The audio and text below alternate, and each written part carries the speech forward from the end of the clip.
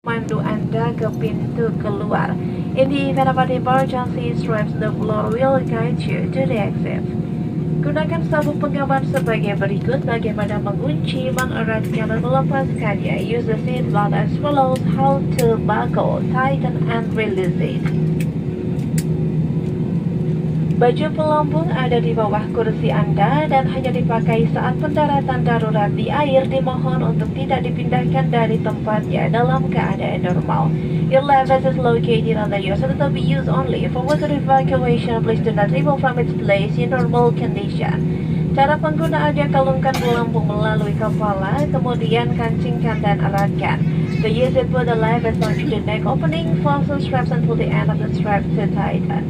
Tarik sekerasnya kedua tuas merah ini untuk menggembungkan sesaat sebelum Anda keluar dari pesawat. The inflate the vest will but flatten firmly just before leaving the aircraft.